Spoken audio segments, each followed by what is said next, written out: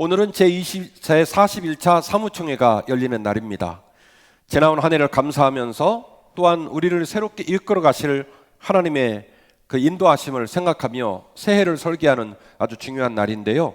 오늘 말씀은 제2022년 제 목회의 표어인 함께하여 행복한 길을 내는 사람들이라는 설교 제목으로 제가 왜 본문을 로마서 8장 28절 말씀을 택했고 또 그 말씀을 기초로 해서 2022년 한 해 동안에 어떤 길을 걸어갈 것인지를 브리핑하는 설교 시간을 가지려고 합니다. 여러분을 위해서 말씀 가운데 집중해 주시고 그 말씀 위에서 한 해의 삶을 잘 열어가시는 복되고 행복한 시간 되시기를 주의 이름으로 축원합니다. 여러분 기억하십시오. 하나님과 함께하여 우리는 행복한 길을 걸어갈 수 있습니다. 하나님과 함께하여 우리는 행복한 길을 걸어갈 수 있습니다. 여러분 아멘이시죠? 여러분 코로나19는 우리가 초청한 질병이 아닙니다. 그렇지 않아도 살기가 팍팍하고 어려운데 어느 날 느닷없이 코로나19가 우리를 찾아왔고 지난 2년의 기간 동안에 참 혹독한 시련을 겪었습니다. 전 세계 모든 정치 지도자와 리더들은 고민하다가 위드 코로나를 선포했고 위드 코로나가 진행된 이 복판에 일 확진자가 7,000명이 넘어가는 아주 이례적인 일들을 경험하면서 도대체 위드 코로나를 끝내야 되는 건지 어떻게 해야 되는지 갈 바를 알지 못하고 어려워하는 복판에 우리가 서 있습니다. 방금도 말씀을 드렸지만 사랑하는 유진 집사님, 아직 하나님께 부름을 받기에는 너무나 젊고 예쁘고 그리고 하나님 주신 선물이 많은 여인이었습니다. 그런데 속절없이 부름받아 하나님 품으로 갔고 우리 사랑하는 이혜진 집사님도 여전히 병상에서 힘겨운 사투를 벌이며 시간을 보내고 있고 또 많은 동역자들이 질병 가운데 고난을 당하는 시간들을 보내고 있는 중입니다. 우리는 연약하기 때문에 생각해보면 기도하지 않으면 도움을 받지 않으면 하나님이 돌보지 않으면 결국 우리 삶을 이길 수가 없다는 거라는 하는 사실을 그냥 조금만 생각해보면 알 수 있는데 근데 문제는 우리가 기도를 못해요. 생각해보면 환경도 풀어낼 수가 없어서 기도해야 되고 우리의 몸도 우리의 가정도 우리의 자녀도 생각해보면 내 뜻대로 감당할 수 없기 때문에 기도해야 되는 것이 맞는데 그러나 아이러니한 것은 기도하지 않는다는 거예요. 어쩌다가 이런 비극적인 우가 일어났을까요? 그 이유는 우리의 지각과 우리의 판단이 우리를 막아서는 환난과 슬픔 가운데 함몰되어서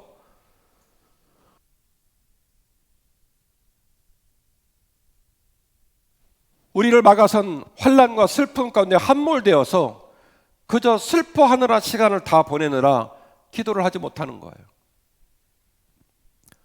환난, 슬픔 어찌 우리가 스스로 감당할 수 있겠습니까마는 그래서 그 일을 당할 때 우리는 당황하는 게 당연한 일이긴 합니다마는 그럼에도 불구하고 우리가 기도해야 되는데 그 환난 때문에 그 슬픔 때문에 그 환난과 슬픔에 눌려서 함몰되어서 기도가 한마디도 나오지 않는다는 거예요.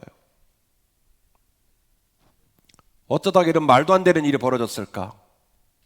하나님께서 우리보다 더 크시고 하나님께서 우리보다 더 앞서가시고 하나님께서 우리가 미처 깨닫지 못하는 일들 속에서도 일하신다는 사실들을 우리가 인지할 수 있었다면 깨달을 수 있었다면 그렇게 절망만 하고 있겠습니까?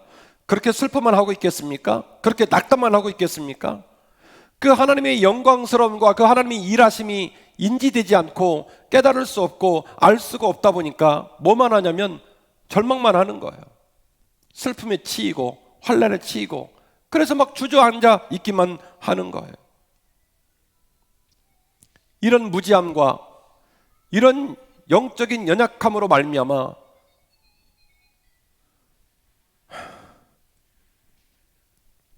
우리는 일어서지를 못하는 거예요. 결국 이런 비극적인 상황은 말로 표현할 수 없는 비극적인 탄식으로 이어지게 됩니다. 오늘 본문의 말씀 26절인데요. 이와 같이 성령도 우리의 연약함을 도우시나니. 방금 제가 설명했죠. 그 연약함이 뭐예요?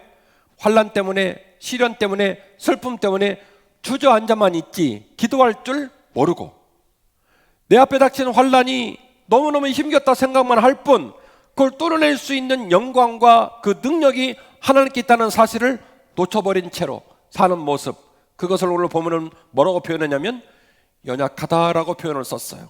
이와 같이 성령도 우리의 연약함을 도우시나니 우리는 마땅히 기도할 바를 알지 못하지만 오직 성령이 말할 수 없는 탄식으로 우리를 위하여 친히 간구하시느니라.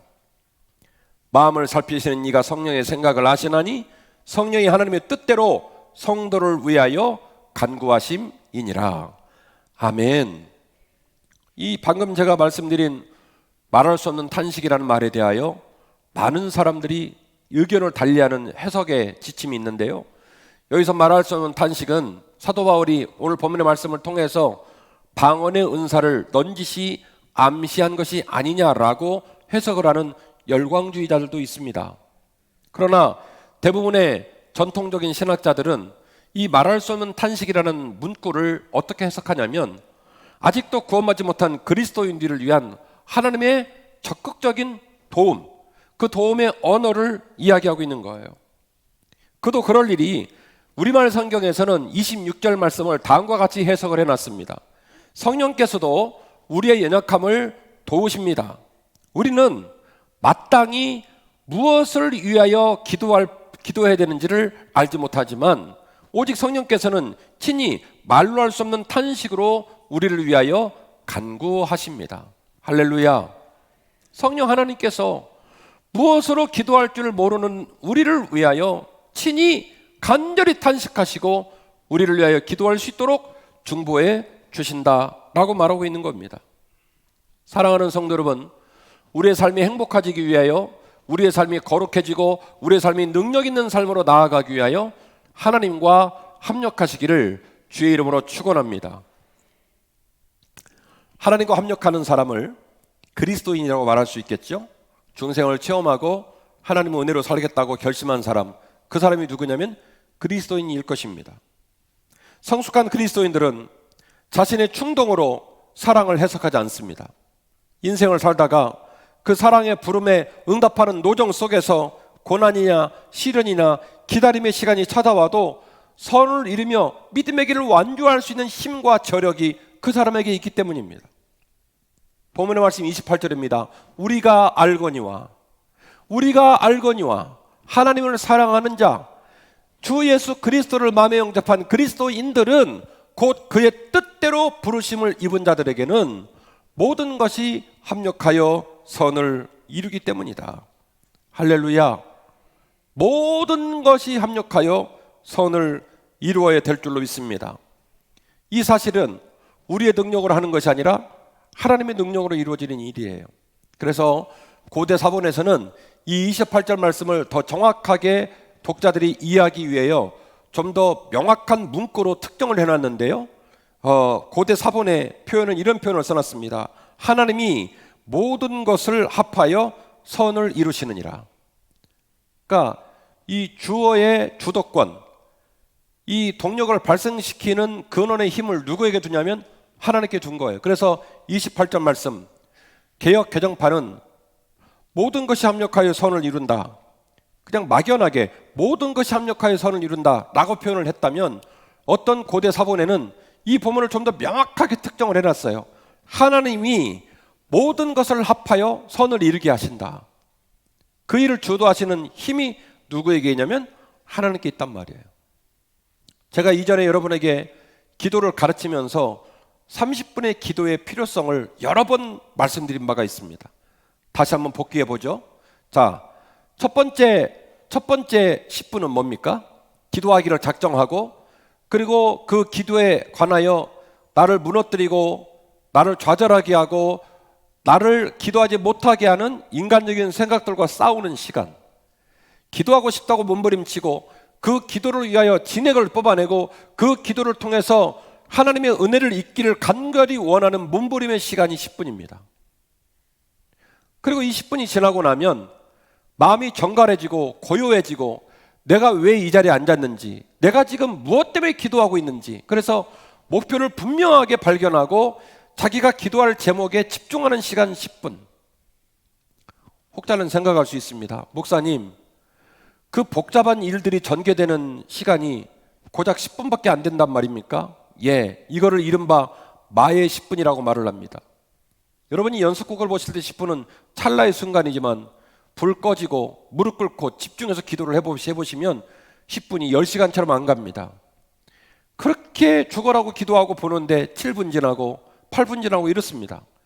그 10분 동안 사단 마격에 넘어지지 않고 인간적인 생각에 넘어지지 않고 게으름에 넘어지지 않고 기도하지 않고 싶어하는 마음과 싸워서 10분의 시간을 넘기고 나면 내 마음에 집중이 생겨서 그 집중을 통해서 하나님을 묵상하고 그 집중을 통해서 내가 무엇 때문에 기도하는지를 깨닫게 되어지고 그렇게 10분이 지나고 난 다음에 다시 10분의 시간이 오게 되면 하나님 아버지께서 이끌어 가시는 기도의 지평을 만나게 되는데요. 내가 생각하지 못한 문장으로 기도를 하기 시작하고 내가 미처 깨닫지 못했던 기도 제목이 튀어 올라오기 시작하고 그래서 기도가 술술술술 나오게 됩니다. 본인이 평상시에 쓰지 않았던 언어로 말하기 시작하고 그리고 그 기도를 통해서 하나님께 선명하게 기도를 아릴 뿐만이 아니라 미처 못 봤던 내 모습을 발견하게 되어서 하나님이 보이고 내가 보이고 좀 더 풍성해지는 기도의 지평, 이것을 기도하는 사람들은 이른바 기도의 맛을 알았다라고 얘기를 하는 지평입니다. 적어도 기도 훈련을 해서 우리가 기도를 통하여 하나님과 인격적이고 깊은 관계를 맺기 위해서는 다 그런 건 아니지만 보편적으로 보았을 때 최소 30분 이상은 기도를 해야만이 기도에 관하여 무엇인가 중요한 하나님과의 소통의 장을 맛볼 수 있다라는 것이 제 가르침이었습니다. 기억을 하실지 모르겠습니다. 싸우는 10분, 집중하는 10분, 그리고 하나님과 만나는 10분. 이 10분의 과정을 통해서 결국 10분이 3번 모여지며 30분의 과정을 통해서 하나님과 맞닥뜨리는 경험들을 하게 되어지는데 이 경험에서 나타나는 중요한 주도권이 누구에게 있냐면 하나님께 있는 거예요. 그러므로 행복한 삶을 살기 위하여 승리하는 삶을 살기 위하여 하나님과 연합하시기를 하나님과 합력하시기를 주의 이름으로 축원합니다.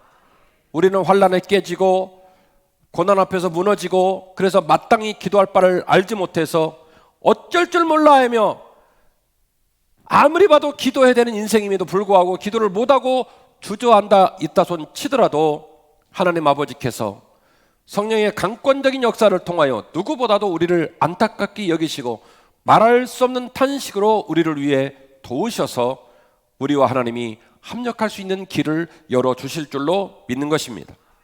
그러므로 우리가 알거니와 하나님을 사랑하는 사람, 하나님의 은혜로 사는 믿음의 사람은 그 뜻대로 부르심을 입은 자들에게는 구역 다른 사본의 표현을 제가 쓸게요. 하나님이 모든 것을 합하여 적극적으로 선을 이루어 가시느니라. 할렐루야. 그리고 이어지는 본문의 말씀 29절은 이런 본문이 나옵니다. 하나님이 미리 하신 자들을 또한 그 아들의 형상을 본받게 하기 위하여 미리 정하셨으니 이는 그로 많은 형제 중에서 맏아들이 되게 하려 하심이니라. 또 미리 정하신 그들을 또한 부르시고 부르신 그들을 또한 의롭다 하시고 의롭다 하신 이를 또한 영화롭게 하셨느니라. 할렐루야. 독자들에게 좀 당황스럽고 이 말씀을 어떻게 이해해야 되나 싶은 본문이 나오게 되는데요. 자주 등장되는 표현이 있습니다. 미리 아신 자들, 미리 택한 자들. 그래서 혹자들 중에는 이 본문을 통해서 우리가 익히 알고 있는 예정론의 본문이 이 본문이 아니냐 이렇게 해석을 하는 경우도 있습니다. 쉽게 말씀을 드리면 하나님께서 구원시킬 사람을 미리 특정해서 그 인원과 그 이름과 그 명단을 확보하고 계시다는 논리인데요. 많은 신학자들은 오늘 본문은 그렇게 해석하고 있지 않고 설교하고 있는 한빛교회 담임 목사도 그렇게 해석하고 있지 않습니다. 오늘 본문은 이렇습니다. 구원받는 사람의 숫자를 하나님께서 미리 확정하셔서 그 숫자를 정하시고 그 숫자에 부합한 사람을 때를 따라 끌고 가신다는 말이 아니라 인간의 자유의지에 의해서 결단을 내릴 때에 그 결단보다 앞질러서 하나님이 친히 이루어 가시는 하나님의 능동적인 행위와 하나님의 결단을 강조하는 본문이라는 거예요. 무슨 말인가 싶죠? 이런 거예요.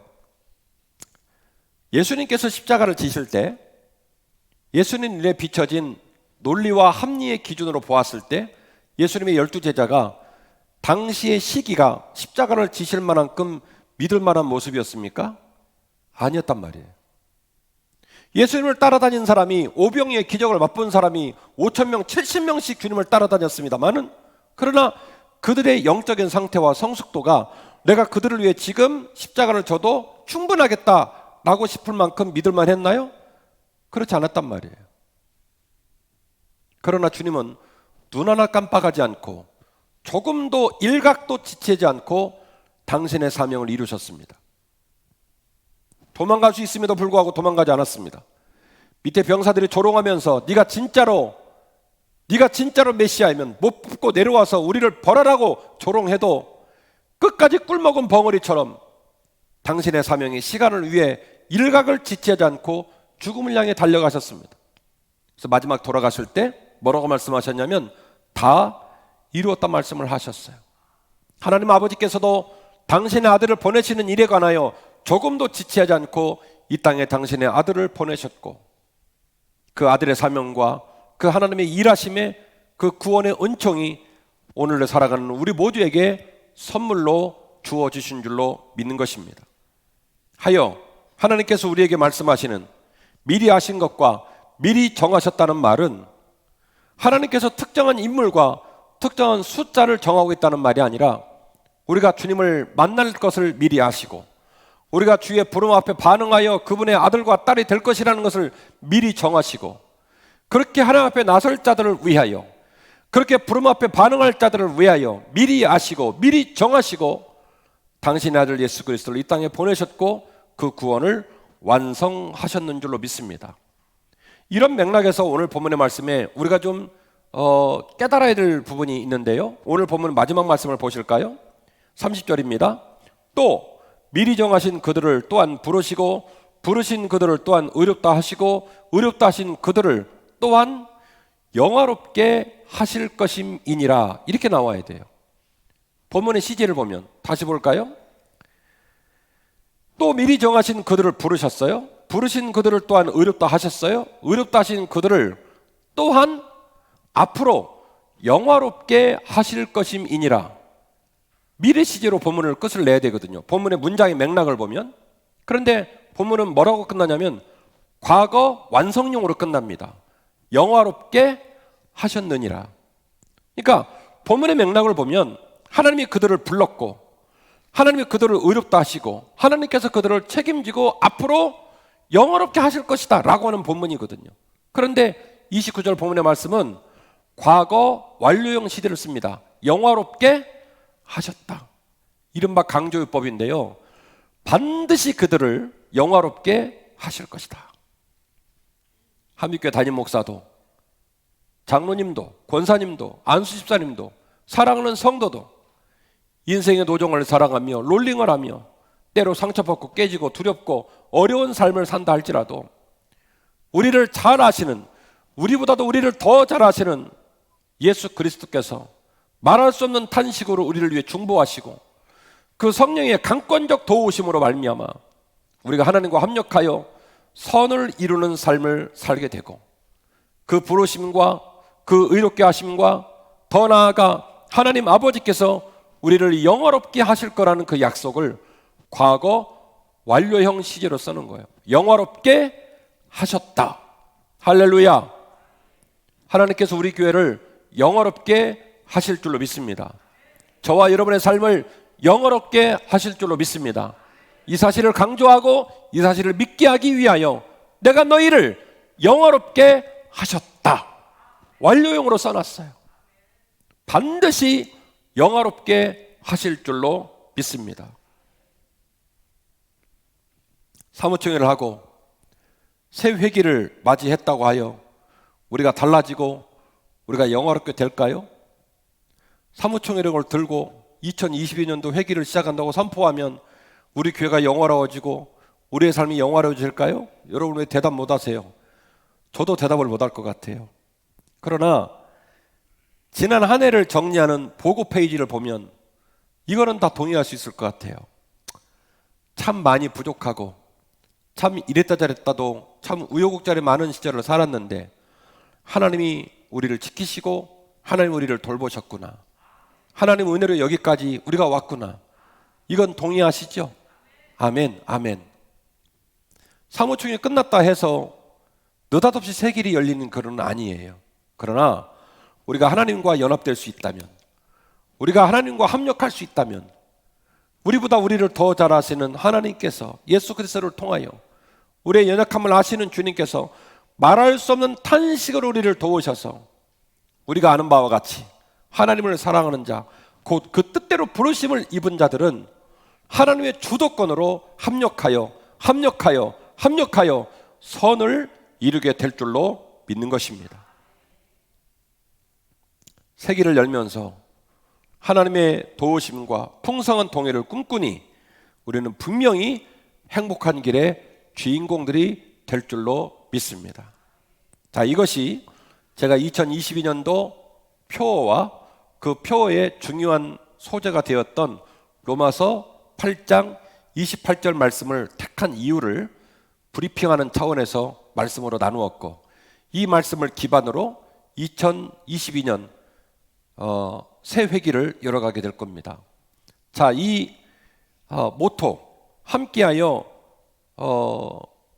행복하게 새기를 내는 사람들이라고 하는 이 모토를 진행하기 위하여 5가지의 강론적인 실천적 과제를 여러분에게 제시하는데요. 첫 번째는 함께하는 소그룹, 대그룹 모임을 강화해서 공동체성을 강화해 나가려고 합니다. 함께하는 일은 우리의 개인적인 신앙생활이 한결같지 않은 약점을 보완하는 매우 중요한 골격입니다. 함께 더불어 동역하는 삶의 자리에서 우리는 우리의 신앙이 더욱 깊어지고 풍성해지는 현상을 발견하기 때문에 그로 말미암아 더욱 단단한 공동체와 더욱 단단한 개인이 될 수 있어요. 제가 이전에 설교를 통해 여러 번 말씀을 드렸지만 개인의 신앙은 항상 롤링을 합니다.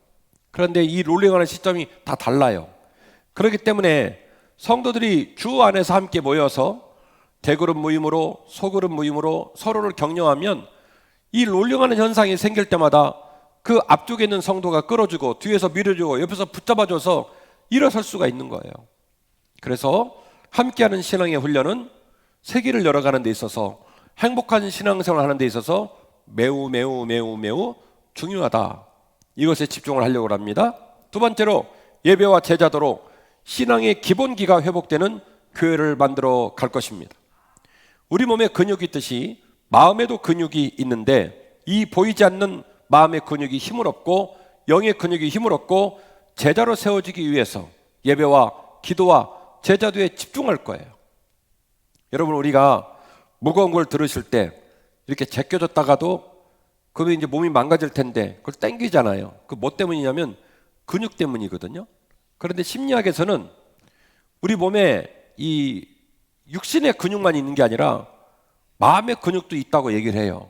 영어로 리질리언스라고 얘기하는데 풀어서 말씀드리면 회복 탄력성이에요. 깨지고 상하고 상처받고 어렵다가도 다시 일어설 때 그걸 끌어당기는 마음의 힘이 있는데 리질리언스, 회복 탄력성이 있더라는 거예요. 신앙생활에도 이게 필요해요. 신앙생활은요, 목사를 포함해서 모든 사람이 한결같이 주님을 섬기지 못합니다. 깨지고 낭망하고 어려울 때가 있거든요.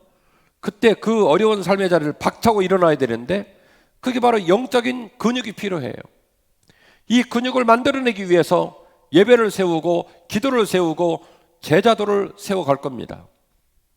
제가 수요 통성근 집회를 인도하면서 여러분, 성전에는 마치 성전을 지탱하는 것처럼 보여지는 중요한 내력기둥 모양을 하고 있는 두 기둥이 있다고 그랬죠. 그 기둥 이름이 야긴과 보아스입니다.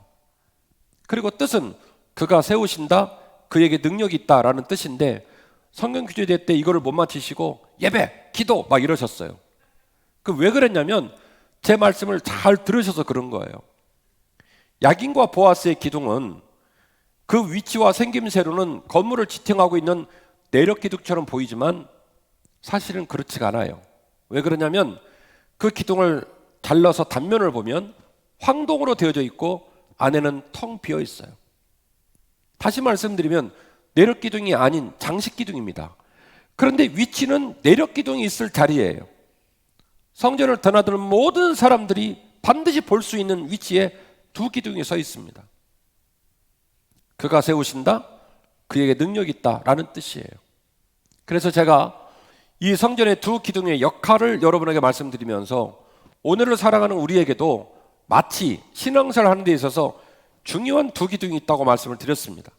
하나는 하나님으로부터 내려오는 은혜의 기둥, 위에서 아래로 내려오는 은혜의 기둥이 있는데 그 기둥이 바로 예배라는 기둥이라고 말씀을 드렸어요.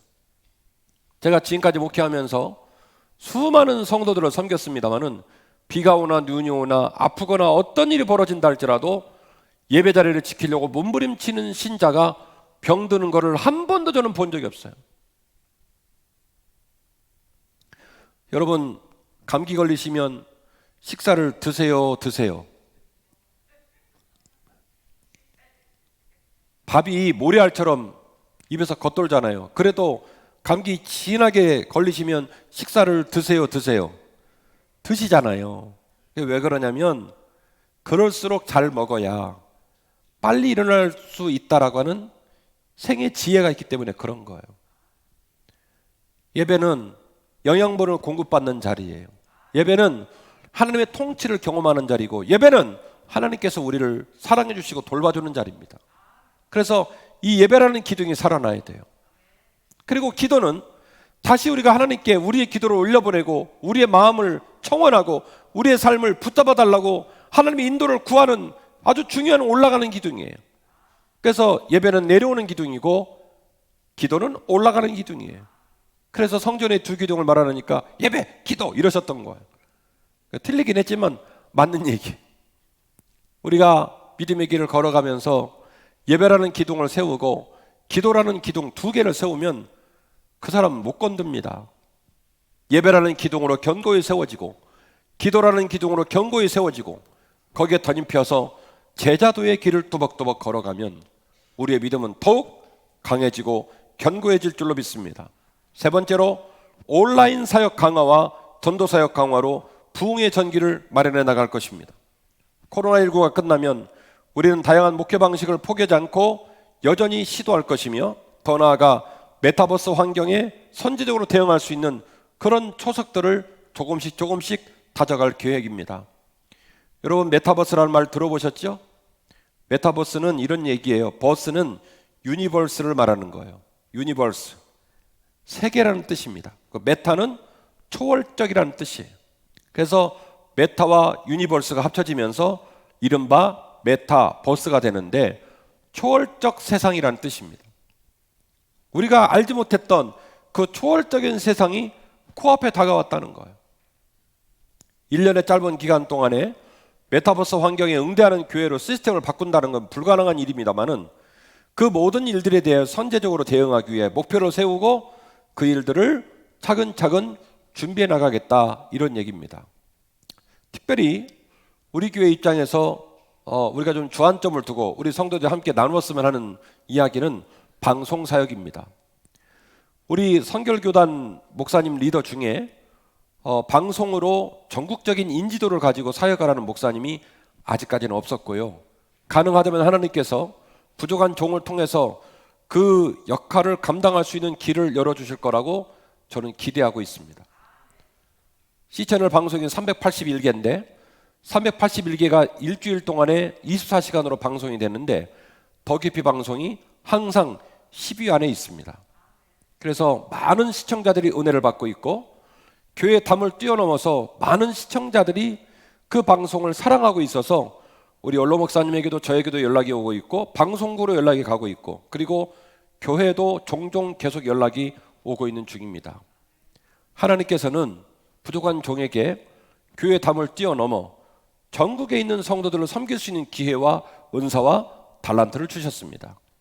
이 은사와 달란트가 잘 선용되어서 이 땅에 있는 성도들을 믿음으로 이끌어가고 하나님의 거룩한 교회를 세우는데 아름답게 쓰여지기를 기대합니다.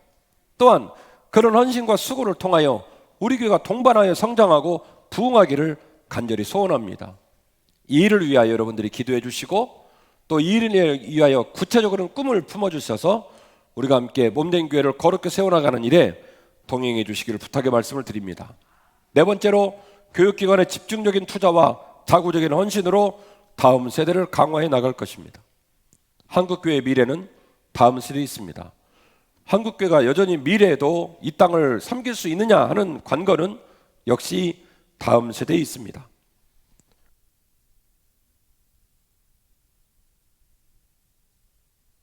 코로나19를 지나며 다른 어떤 교회보다도 우리 교회가 다음 세대가 더 단단히 세워졌던 것은 우리 교회가 원래 다음 세대에 집중하고 있기 때문입니다. 더 집중해서 영유아부, 어린이부, 청소년부, 제2청년부, 제1청년부 다음 세대가 굳게 세워져서 우리 교회의 미래가 찬란하게 열리기를 원합니다. 또한 3반 항목에서 전도사역을 제가 여러 번 말씀을 드렸지만 지금 우리 교회를 방문하고 있는 제자사역위원회 새가족부에서 전부 다 조사하고 있고 저도 조사를 하고 있지만 현재 우리 교회를 등록하는 사람 중에 거의 대부분은 홈페이지와 유튜브를 통해서 담임 목사 설교를 적어도 5번 이상 다 듣고 교회를 오십니다. 두 번째는 그 메시지가 마음에 들어 마음에 어느 정도 결정을 하고 나면 홈페이지 들어와서 어디를 찾냐면 다음 세대 사역을 찾아요. 영유아부가 제대로 돌아가는지, 청소년부는 어떤 모습인지. 과거에는 아버지와 어머니가 교회를 택하고 아이들이 부모님을 따라가는 모습이었다면 지금은 아이들이 교회를 택하고 부모님이 따라가는 모습으로 바뀌었습니다. 그래서 다음 세대 방들을 온전하게 세우고 그 아이들이 행복한 교회를 만드는 것은 하나님이 기뻐하실 일일 뿐만 아니라 우리 교회가 살 수 있는 길입니다. 여러분은 이 일에 집중해 주시기를 부탁을 드립니다. 마지막 5번째로 코로나19 상황 해제에 선제적으로 대응하는 교회를 만들어 갈 겁니다. 코로나19를 겪는 일도 낯설은 일이지만 코로나19 이후에 어떻게 살 것인가 하는 이 문제도 매우 낯설고 심각한 문제입니다. 선제적인 보관과 지혜를 가지고 더 단단한 교회, 더 박차고 나갈 수 있는 여러분이 될 수 있도록 마음과 뜻을 다하여 여러분을 섬기게 될 것입니다. 2022년 표어는 함께하여 행복하게 길을 내는 사람들입니다. 그 일을 이루기 위하여 5가지의 실천적인 과제를 놓고 이제 박차고 한 해를 나아가게 될 텐데 여러분 그 길을 같은 마음으로 동행해 주시길 부탁을 드립니다. 결론입니다. 하나님과 함께하고 성도와 함께하여 우리는 행복한 길을 열어가게 될 것입니다. 우리를 사랑하시기 때문에 우리는 미리 택하시고 말할 수 없는 탄식으로 품으시고 인도하시는 하나님과 행복한 세계를 열어가야 합니다. 약하고 허물이 많은 우리이지만 함께 사랑하고 함께 섬기고 함께 동행할 때에 우리도 모르게 행복하고 보람 있는 새 길이 열릴 줄로 믿고 이 믿음의 길을 또박또박 걸어가는 저와 여러분 되시기를 주의 이름으로 축원합니다.